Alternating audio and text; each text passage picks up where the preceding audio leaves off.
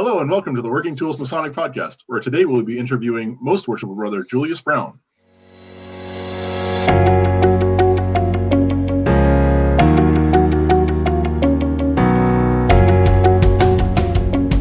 Ladies and gentlemen, brethren all, welcome to the Working Tools Podcast, a casual conversation around Freemasonry. First, it's important to note that our opinions and thoughts are our own and do not reflect those of our Grand Lodge or respective craft or concordant bodies. Please connect with us and ask questions, either here on YouTube or on our Facebook page. We'd also appreciate a thumbs up and especially any comments on our videos.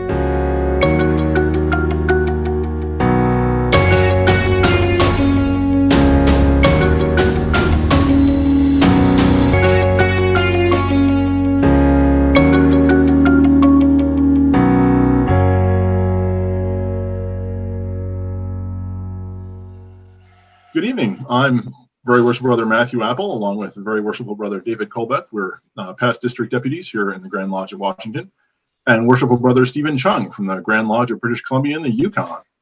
And we have with us this evening our very special guest, Most Worshipful Brother Julius Brown, who is the past Grand Master of the Most Worshipful Prince Hall Grand Lodge of Free and Accepted Masons of Washington and Jurisdiction. Most Worshipful, sir, welcome. Thank you for that was pause there, right? Yeah, no, go ahead. Thank you for the invitation. I look forward to having this conversation. Well, and we're glad to have you here. So I guess our basic question that we start off with most folks is, how did you get into Masonry? Where did your Masonic career begin? My Masonic career began in Philadelphia. As a young man, I watched my father and my uncles and all the deacons of the church take off after church sometimes with their black briefcases, and always wondered what they were doing. And so I grew up in a Masonic family. And as I grew older, I joined the Army. Before I joined the Army, let me backtrack a little bit. I joined Masonry as soon as I could. I went to my father and he told me I wasn't ready. I think because he knew me better than anyone else. And so I've kind of finagled things, and after I got married, I went to my father-in-law, and I told my father-in-law, and so he sponsored me. Of course, my father did acknowledge the fact that by then I was ready. So I became a third-degree Mason in Philadelphia, Pennsylvania, in the Most Worshipful Prince Hall Grand Lodge of Pennsylvania. And then a few years later, joined the Army, went into traveling. And when I got to Germany, stationed in Germany, there was a Prince Hall Lodge in the area, Nuremberg, and they were under Washington jurisdiction. And at the time, I was still pretty much fresh Mason, and I didn't know too much. And they kept asking me to demit, and I kept saying, "I'm never leaving my mother lodge." I was all gung ho about staying a Pennsylvania Mason. And I called my father-in-law one day and I said, "Hey, these guys over here keep trying to get me to demit." And he said, "Well, you plan on coming back home to Philly soon?" I was like, "Well, after my travels are over, eventually." He was like, "Well, then go ahead and demit. You come back to Philly, you can demit back into Pennsylvania." So he said, wherever you go, you serve under that Prince Hall, under that Grand Lodge pretty much anyway. So you might as well go ahead. And so ironically, I demitted into Washington jurisdiction while I was in Germany, finished my Army career, and before I finished my career, I got sent here to Washington. And so it just came full circle. So my wife decided that she didn't want to go back to Philadelphia to live, and I decided, well, I like it here in Washington too. And so I was already a Washington Mason, and we did a lot of work in Germany, and we did a lot of work when we first got here. So it was just, it was fate, I guess. Fate got us here. Yeah. My wife's family's from Harrisburg, so oh yeah, know that area well. My oldest sister used to teach in Harrisburg. Her first teaching. I similarly ended up here because the Navy brought me out here, and cool. We decided that it was 2,700 miles from my in-laws, so it seemed like a good place to stay. That's great. Yeah, yeah. I'm sure they don't listen to the podcast, so I'm safe in saying that. We travel, before the epidemic, we traveled home at least once or twice a year, just family, but we love it here. Yep. It's a great corner of the world. Yes. If I can ask, what did you do in the Army? I was logistics, automated logistics, and had it was interesting. I was a COBOL programmer and computer operator before I joined the Army, and then I realized that we were going from mainframe computing to microcomputing, and I had to make some kind of transition, and so I joined the Army to make that transition. And when I got out, the Army, Microsoft was just pretty much taking off, and so it was perfect timing. Excellent. Well, COBOL programmers we used to be in high demand, but nobody knew how to do that stuff. Yeah, state of Washington are still looking for COBOL programmers. Still got databases they need to transition. That's crazy. I remember a guy at the company I used to work for. He basically could write his own ticket because he was the only one that knew how to program COBOL. Yeah. I done forgot more than I learned.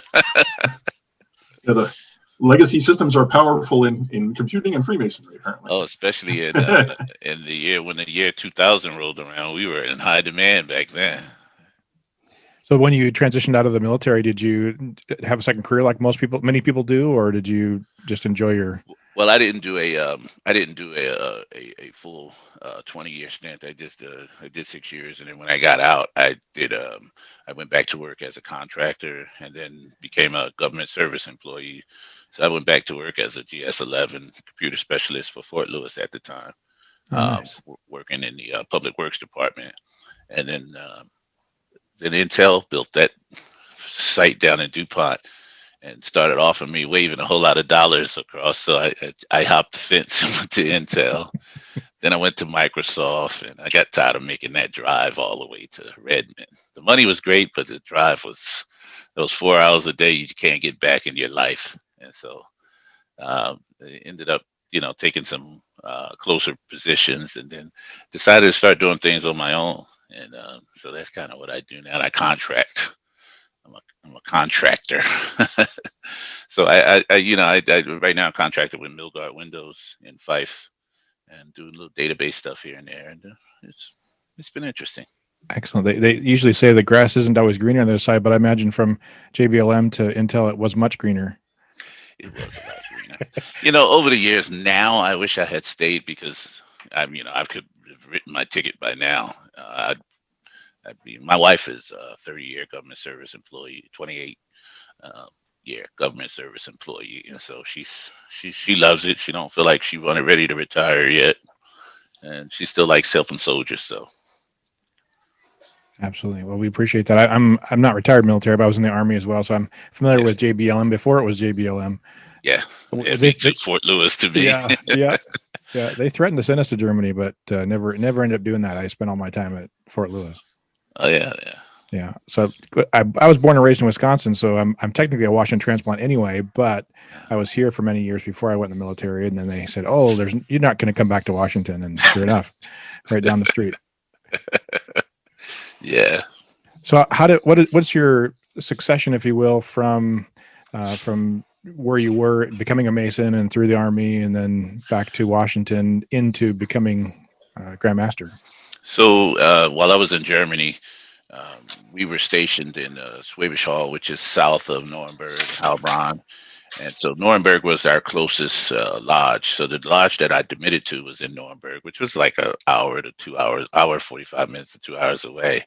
But on the Autobahn, it really doesn't matter. So we took a lot of our guys from Schwäbisch Hall up to Nuremberg for their degree work. And once we had enough Master Masons, we petitioned for a study hall. And then we went from the study hall to actually initiating a lodge and standing up a lodge over there and on our post. And so the process of creating a study hall and creating a lodge, and then I was the first junior warden in the lodge, and just moving around from there, I ended up becoming the worshipful master. But when I became the worship master, they decided to close the post. That's when they was closing posts in Europe. So basically, the only thing I had to do was, gather up all the documentation and all those documents I typed on a word processor, because we didn't have computers at the time. I mean, not home computers. So it was a word processor. We typed all of the bylaws and everything. Just doing all that whole process. You get familiar with the code, you get familiar with the bylaws, you get familiar with everything it has. And so when I came to Washington, I have to go on a few other places. And I came to Washington, it was already ingrained. And so it was, got back into the lodge. My platoon sergeant was he was the treasurer for Daniel Chappie James Lodge number 72, which was in Lakewood at the time. And he was like, "Oh yeah, you're coming with me." And so he dragged me to Daniel Chappie James, and I've been in Daniel Chappie James ever since. And just went from there. I had a very successful Masonic worshipful master tenure in 2004, 2005. Over the years, the stateside lodges, because we have lodges in Europe, we have lodges in Japan, Korea, Philippines, and so the stateside lodges had got into a funk where they didn't compete anymore, like with the overseas lodges, who were just like knocking it out in community service, and they were doing everything. And so the stateside lodges kind of like, oh, we can't compete with them guys. So it had been years since a stateside lodge had won Lodge of the Year. And so in my first year, I said, I don't believe in that. We can do it. I was overseas lodge in Europe, so I know what they do. We could do the same thing here. And that's what we did. So we just got into the community, started serving our community, got involved with the police in Lakewood. We got involved with the youth in Lakewood. And before you know it, we were Lodge of the Year. And everyone was like, how'd you do that? And so that kind of catapulted me into, it's one of those situations when you do a good job, they give you more work. So yeah, that's what happened. Then from there, district deputy came a few years after I got out of the seat. I think I was pretty successful at district deputy. Both years, one of my lodges won Lodge of the Year. Then I threw my hat in for a grand lecturer. Everyone who pretty much knew who I was, because during my time as worship master, and this was in 2004, I created a website for my lodge. And everyone, the Grand Lodge had a website at the time, but it wasn't really getting any traffic. And my website started picking up traffic, and so I was getting people's email and communicating with brothers overseas who didn't have communication, and so everybody knew who I was anyway. And then just traveling from there and conversing with brothers and worked my way through these years, and somehow I got stuck in somebody threw my name in a hat. And I got nominated for grand lecturer, and then just from there, it's kind of grand lecturer is kind of our starting point. You go grand junior, after that senior, deputy grand, and then grand master. So 2016, just so happened that my wife had been traveling in the Eastern Stars, which is our order. Guys know what the Eastern Stars are. So she had been traveling. Her trajectory in the grand chapter was going to put her in the seat a year before I went in. And it just so happened out of, I don't know, I guess it was meant to happen, but we both went into the seat at the same time. So she was the grand worthy matron, and I was the grand master of Washington jurisdiction. And that was only the second time in Prince Hall history in Washington that it had ever happened. So did you see each other that year? Yes, we saw a lot of each other that year. Of course, she had to go to my events and I had to go to her events. So we were together all the time. The thing is, in our Grand Lodge, our Grand Lodge building is in Seattle. So they have an office there as well. So she had her staff meetings the same day I had my staff meetings. So it just worked out that way. That everything was very, very, we were together all the time. And ironically, that's how it's always been anyway, because I met my wife. She was my boss. She gave me my first computer job in Philadelphia. We were working for That's Colonial Penn Insurance Company, and I was her PCE liaison. She hired me, and she told her manager that when she hired me, she said that's going to be my husband. So awesome. Well, she picked it right away, so that's awesome. yeah, You so know, she still you, thinks you she's the need, boss. yeah. And that's pretty cool to have a spouse that went through that at the same time. Yeah, Man, that must have been quite the experience. our children are grown, so it was, it had got to a point once we had got our kids to the teenage years, and the oldest one had a car, and they were getting into their only things, and they didn't really want us around anyway. We looked at each other and like, well, we might as well get back busy. And we did. She went back into her chapter meetings, and I went back into my lodge meetings, and we just grew from there. Masonry it is in the love of my heart. In fact, like I said, her father was my sponsor, and I was raised. The night I was raised was our first anniversary. Yeah. Now there's some Our serious first wedding dedication, eh? anniversary, I was raised into a master mason. At least she knew where you were. Exactly. It was no question. Was your father-in-law involved in that process? Oh yes, Yeah. yes. My father-in-law, my father they raised me. My That's awesome. father-in-law, one had one hand, the other had the other. That's excellent. Pretty cool. That doesn't happen too often, right? No, not at all. So, that there was that video I watched of you. It was an interview that you did somewhere, and this you were saying. So there's some distinct differences you were saying between Prince Hall Freemasonry and what's known to be as traditional Freemasonry. Right. And can you talk a little bit about that? Because I'm kind of curious. Yeah, well, there was a operation of me becoming a Mason before I became a Prince Hall Mason. When my father turned me down, I found some guys, and they said, "Oh yeah, we can get you into Masonry," and they took me to St. John's Lodge in Philadelphia, and they made me a Mason. 6 months and made me a Mason. And then I went to my father and said, "Hey, I'm a Mason now." And he said, "Well, what lodge are you in?" And I told him St. John's. He said, "That's not a Prince Hall Lodge." And so I was like dumbfounded at the time. Like, I did all this work. What are you talking about? So when I talked to my father-in-law, he said that, there's Prince Hall Grand Lodge, and he gave me the story. And so he said, "Well, we can heal you and make you a Prince Hall Master Mason." And I said, "No, I don't want anybody to say I didn't get anything." And so I went through another 6 months to become a Master Mason in Prince Hall. Needless to say, I was so sharp in the Masonic work, of course, by that time that I could really shine. So as far as ritualistically, there wasn't a lot of difference.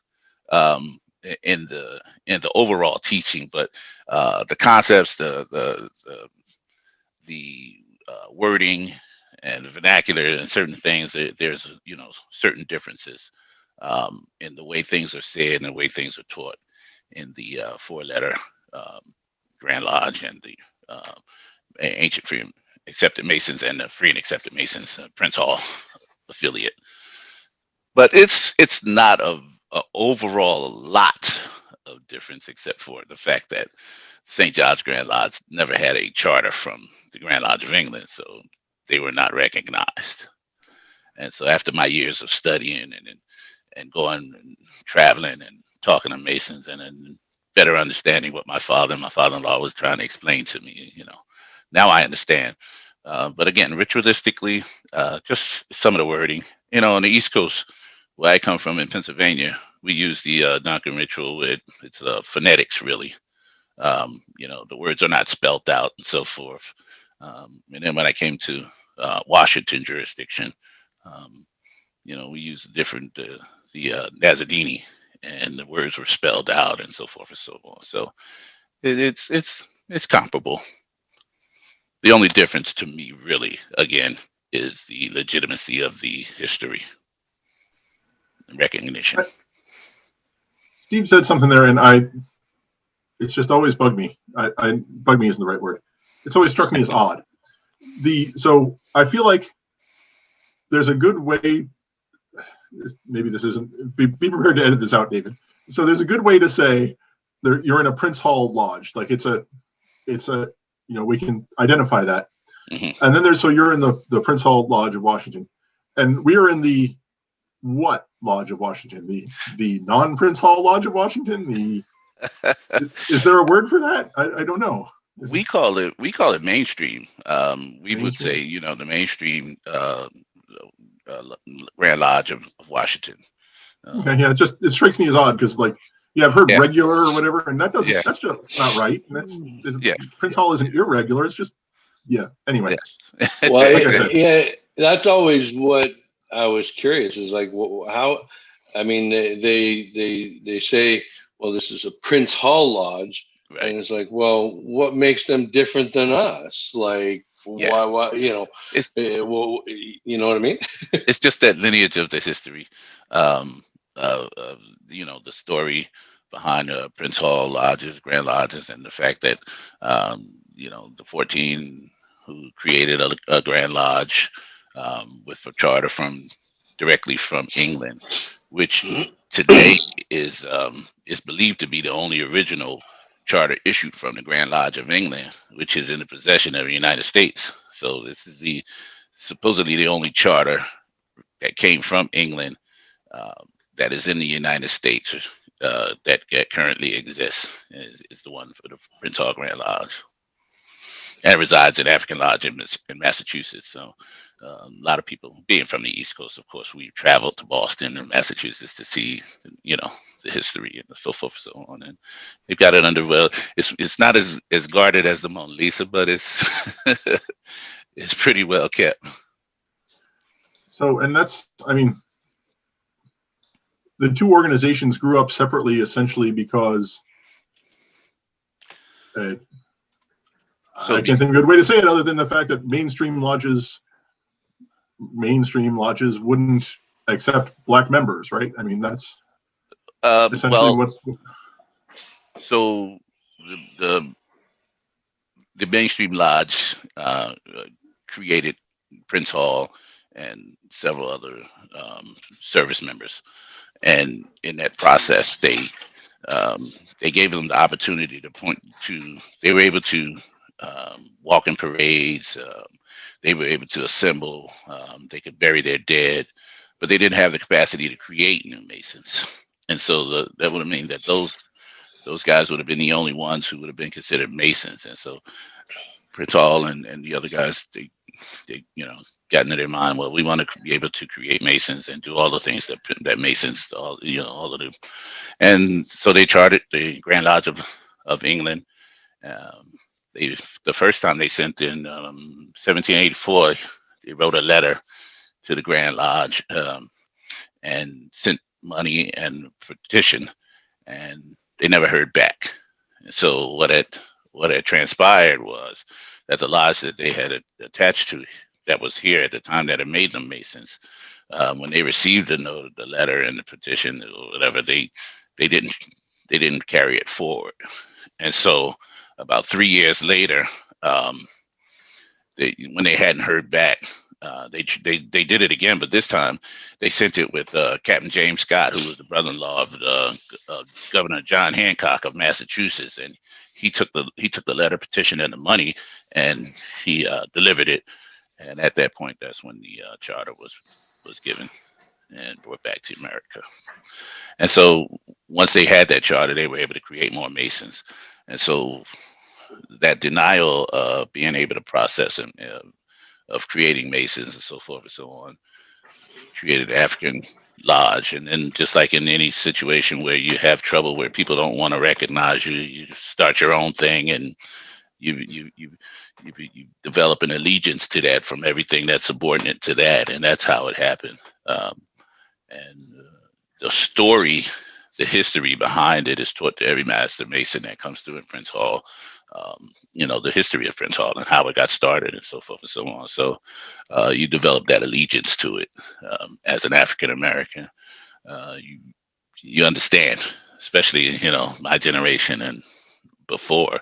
The younger generation really don't have that understanding, but we do. And over the years, I think it's the walls have been breaking. So Prince Hall has never discriminated against anyone. We have members of all nationalities, always have, and just in certain situations, there are certain Grand Lodges who still don't recognize Prince Hall.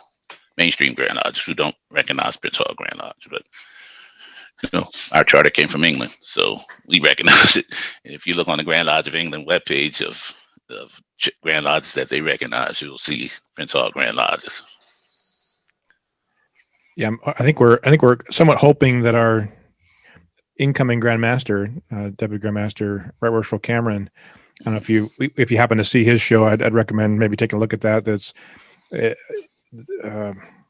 he did a paper on the recognition process and his disappointment in the other Grand Lodges that don't recognize Prince Hall, and it was a powerful paper and powerful segment that we had on with him, and really enjoyed that.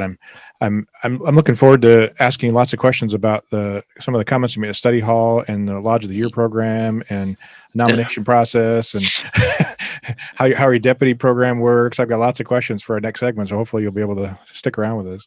Sure, definitely. I can tell you right now that it's generally the same as yours. Just because I've done enough work and been enough in enough Washington lodges and the Grand Lodge of Washington and so forth and so on, there's not a lot of difference at all. I think you being that your organization is a lot older, you have better structure. You have better, more ingrained programs than our Grand Lodge does, and the fact that a lot of our lodges have a lot of younger members. Military is the thrust behind most of the lodges that Washington jurisdiction oversees, or I should say all of them. It's the military that's really in Germany, between Washington and Oklahoma. There are a few other jurisdictions over there, but Washington, Oklahoma, and I would say the third one would be Maryland. Jurisdictions are the Prince Hall Grand Lodges, who are really heavy over in those areas. And I don't know if the mainstream lodges have any overseas lodges. I don't know if I think it's relatively uncommon. I know New York, for some reason, claims like New Lebanon, York. I think. Yes, New York does have a lodge in an overseas. But I don't know of too many other mainstream lodges who have overseas. Yeah, I think it's relatively uncommon. Yeah. Yeah. Well, with that, it's a little teaser for what we'll talk about in our next episode, as I think it's about time to wrap it up. So on behalf of myself and Steve and David, I want to thank you, Most Worshipful Brother Julius, for coming on the show today. And we look forward to seeing you all again next time on the Working Tools podcast. Thank you. Thank you.